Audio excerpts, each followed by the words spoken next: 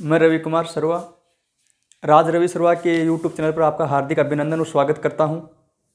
आज अपन इस वीडियो में बात करेंगे रीट लेवल 1 फर्स्ट, जिसमें मैथमेटिक्स की बात करेंगे कि मैथमेटिक्स में जो 30 नंबर का जो पूर्णांक आता है वो किस प्रकार आता है, कौन कौन से बिंदु हैं, कौन कौन से यूनिट हैं और इसमें को किस प्रकार विभाजित किया गया, अपन इसके बारे में बातें करेंगे।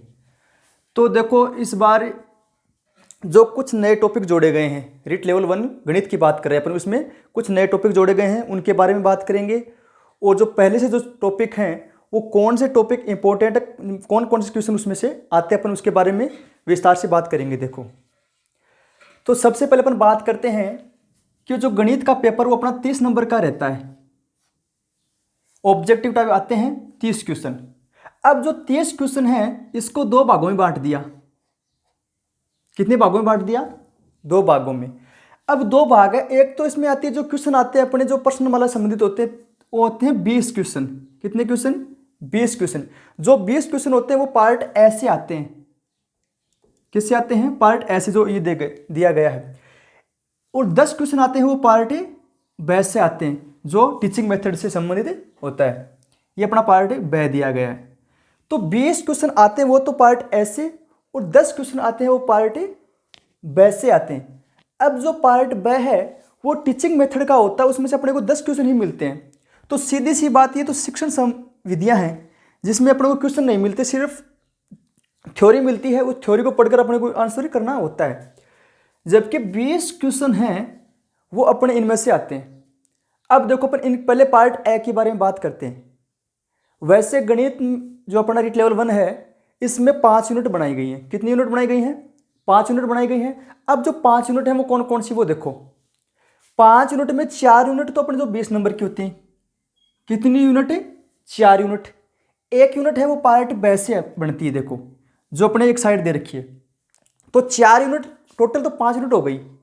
उसमें से 4 यूनिट तो अपने पार्ट ऐसे आती हैं और 1 यूनिट पार्ट ब की बनती है, जो अपन इसमें पहले पार्ट ए की बात करते हैं। अब टोटल यूनिट 5 हो गई, उसमें से 4 यूनिट अपनी कौन से? पार्ट ऐसे आती है।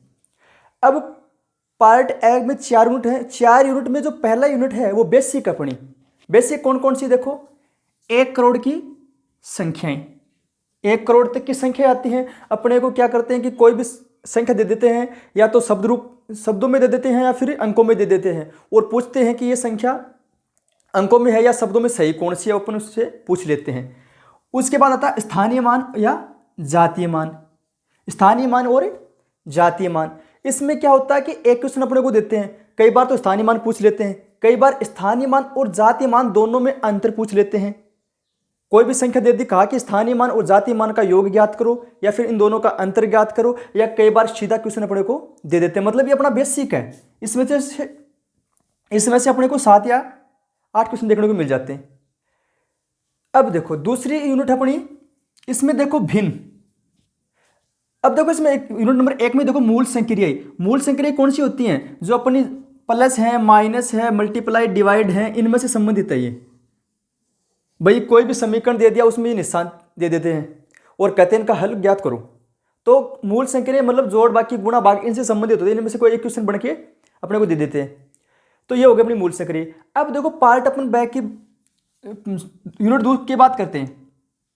अब देखो, दूसरी यूनिट है, इसमें अपने को भिन्न संख्याएं, लघुत्तम समापवर्ती और महत्तम समापवर्ती, ये चीजें देखने को मिलती हैं। भिन्न संख्याएं हैं, लघुत्तम समापवर्ती हैं और महत्तम समापवर्ती हैं, ये चीजें।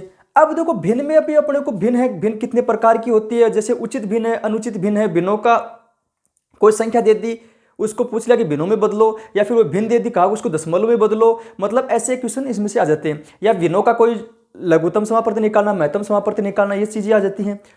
अब लघुत्तम समापवर्ती और महत्तम समापवर्ती, 1 या 2 क्वेश्चन इनसे बनता है हर बार। कोई या तो सीधा क्वेश्चन दे देते हैं कि दी गई संख्याओं का लघुत्तम समापवर्ती ज्ञात करो, या फिर दी गई संख्याओं का महत्तम समापवर्ती ज्ञात करो, या फिर कई बार क्वेश्चन बना देते हैं कि 2 संख्याओं का गुणनफल ऐसे है ऐसे, मतलब इनमें से लघुत्तम क्या होगा और महत्तम क्या, इनमें से क्वेश्चन बन जाता है इस प्रकार। जो तीसरी यूनिट है वो है, उसमें क्या है? एकेकी नियम, औसत, लाभ हानि और सरल ब्याज। याद रखना, रीट लेवल 1 फर्स्ट भाग 1 में मतलब सरल ब्याज है, उसमें चक्रवृद्धि ब्याज नहीं है, चक्रवृद्धि ब्याज का क्वेश्चन नहीं आएगा, सिर्फ और सिर्फ सरल ब्याज से संबंधित क्वेश्चन ही आएंगे। अब देखो बात करते हैं अपन लाभ हानि।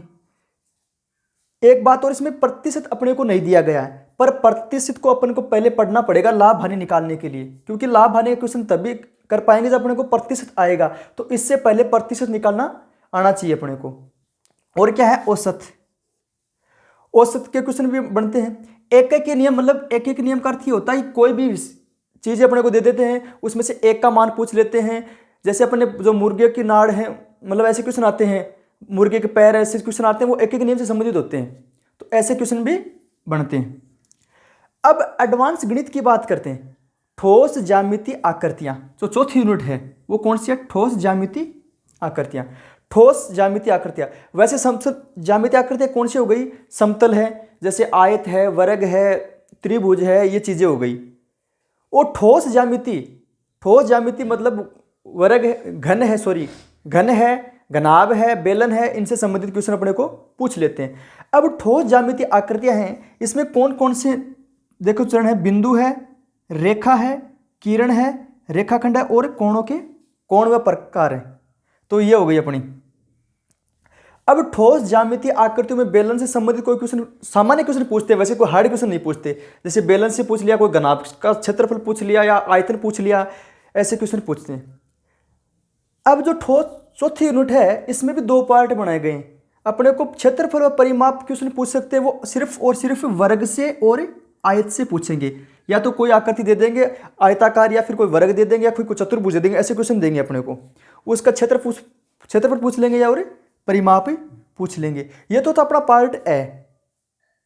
अब देखो पार्ट ए में, अब जो पिछला सिलेबस चेंज हुआ है उसमें एक नया टॉपिक जोड़ा गया, कौन सा, आंकड़ों का प्रबंधन। हटाया अब तक कुछ भी नहीं गया है, सिर्फ एक टॉपिक जोड़ा गया, वो कौन सा है, आंकड़ों का प्रबंधन। ये इस बार नया टॉपिक है, तो संभावना है कि यहां से लगभग इस बार 2 या 3 क्वेश्चन बनने के चांस 100%। देखो 2 या 3 क्वेश्चन यहां से बनेंगे इस बार। ये तो अपने हो गई। तो 4 यूनिट अपनी पार्ट ऐसे आएगी, उनमें 20 क्वेश्चन बनेंगे टोटल अपने। अब कितने टोटल 20 क्वेश्चन बनेंगे। अब जो पार्ट ए में देखो, जो पहली यूनिट है, इसमें से सामान्य क्वेश्चन आएंगे, वैसे इतने हार्ड क्वेश्चन नहीं आएंगे। पहले तो दिमाग में एक बात बिठा लो कि अपन सीजीएल तैयारी नहीं कर रहे हैं, अपन रिट लेवल 1 की कर रहे हैं, तो ऐसे हार्ड क्वेश्चन भी नहीं आएंगे। टाइम को देखते हुए सामान्य क्वेश्चन आएंगे। भाई 30 क्वेश्चन सीधी सी बात है अपने को ही करने हैं, तो पहले तो दिमाग में एक बात बिठा लो कि घबराने की कोई भी आवश्यकता नहीं है। पॉजिटिव सोचना कि आई कैन डू इट, कि हाँ मैं ये कर सकता हूं, अपने को ही करना है, वहां पे और कोई अपने को नहीं करके देगा क्वेश्चन। तो करने तो अपने को है, तो डर कैसा, पहले तो गणित से डर निकालो। डर निकालने के बाद ही अपन आगे पढ़ पाएंगे। और सबसे पहले अपन को इस प्रकार पढ़ना कि पीछे के मॉडल पेपर उठा के देखो कि कौन कौन से क्वेश्चन पहले इजी आते हैं। जो इजी क्वेश्चन आते हैं पहले एक बार उसको करो, हार्ड क्वेश्चन आए उसको एक बार छोड़ दो। और वैसे 30 क्वेश्चनों में अगर इनकी बात करें, उनमें लगभग 3 या 4 क्वेश्चन ही टोटल हार्ड क्वेश्चन बनते हैं, 3 या और 4 क्वेश्चन ही, बाकी लगभग सामान्य क्वेश्चन सभी कर पाते हैं। और वैसे इसमें कोई खास बात नहीं है। तो अपन कंटिन्यूस क्लास में आगे जुड़े रहेंगे और वो अपन बातचीत करते रहेंगे, कौन सभी अपन मतलब पूरा टॉपिक पूरे नियम से अकॉर्डिंग टू चलेंगे। तो ये होगा अपना पार्ट है। अब अपन बात करते हैं पार्ट बी की टीचिंग मेथड। इसमें से अपने को क्वेश्चन मिलते हैं 10। कितने क्वेश्चन मिलते हैं, 10 क्वेश्चन।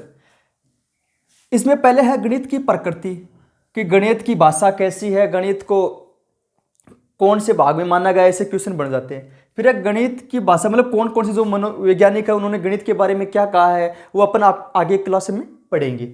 और विधियां हैं गणित की, कि कौन सी विधि प्राथमिक स्तर के लिए है, कौन सी विधि उच्च प्राथमिक स्तर के लिए है, और इन विधियों के बारे में अपन आगे बात करेंगे। शिक्षण से संबंधित समस्याएं, भाई जब टीचर पढ़ाता तो उनके पढ़ाते समय बच्चों के सामने, टीचर के सामने जो कौन कौन सी समस्याएं रहती हैं पढ़ाई के दौरान, उनसे संबंधित क्वेश्चन बनता है।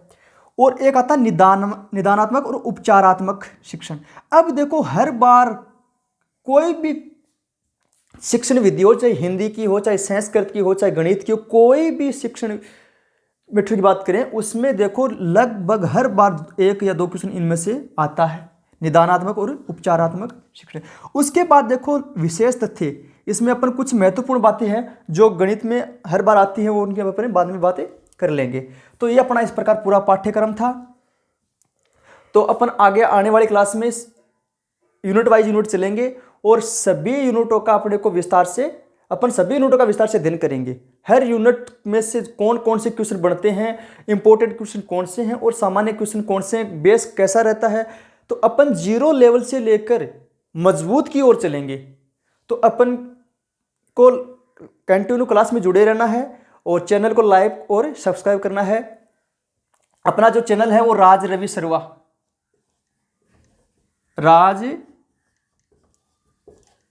रवि शर्मा के नाम से है।